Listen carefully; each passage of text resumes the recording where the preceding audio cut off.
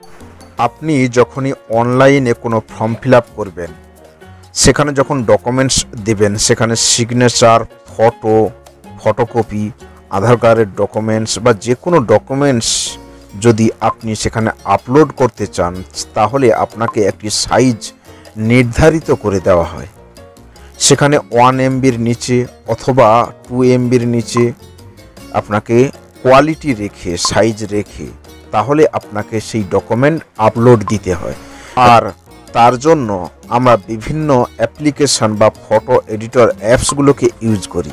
আমরা সেখানে গিয়ে আমরা রেজুলেশন কমানোর চেষ্টা করি, কিন্তু পারফেক্ট রেজুলেশন অনেক সময় কমে না। আজ আপনাদের সামনে এমন একটি অ্যাপসের পরিচয় করাবো, যেখানে আপনি যা চাইবেন, যে কোয়ালিটি চাইবেন, সেই কোয়ালিটির ফটো রেজুলেশন আপনি পেয়ে যাবেন খুব সহজেই। যদি এমনটি চান তাহলে এই ভিডিওটি আপনার জন্য। হ্যালো বন্ধুরা, আশা করি সবাই ভালো আছো। আমি আয়ুব, আপনারা দেখছেন AK প্রোডাকশন।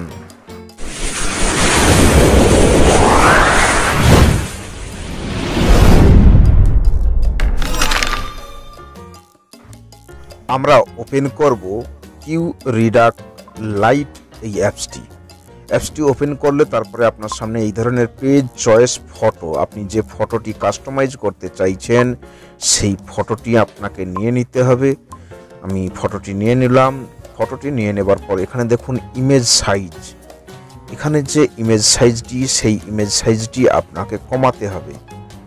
তার জন্য আপনাকে এখানে টাইপ করতে হবে আপনি কি সাইজ রাখতে চাইছেন, MB না KB, কি সাইজে রাখতে চাইছেন সেটাকেও সিলেক্ট করে দিতে হবে। এইভাবে ধরুন KBতে রাখলে KB করে দিতে হবে, MBতে রাখলে MB করে দিতে হবে। ধরুন 990 KB, অথবা যদি আপনি রাখেন 1 MB, আবার এখানে ক্লিক করুন, লিখে দিন 1 এবং এখানে MB করে দিন।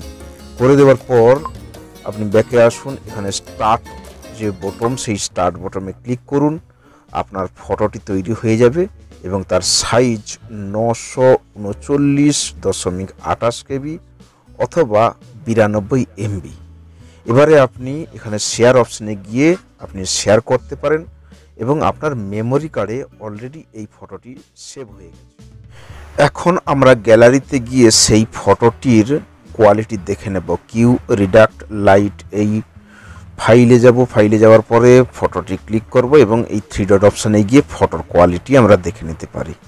দেখুন, ভাবছেন এই অ্যাপসটি কোথায় পাবেন? এই অ্যাপসটি আপনি প্লে স্টোরে পেয়ে যাবেন। প্লে স্টোরে যদি না পান, আমি ভিডিও ডিসক্রিপশানে লিঙ্ক দিয়ে দেবো, সেখান থেকে আপনারা ডাউনলোড করে নিতে পারেন।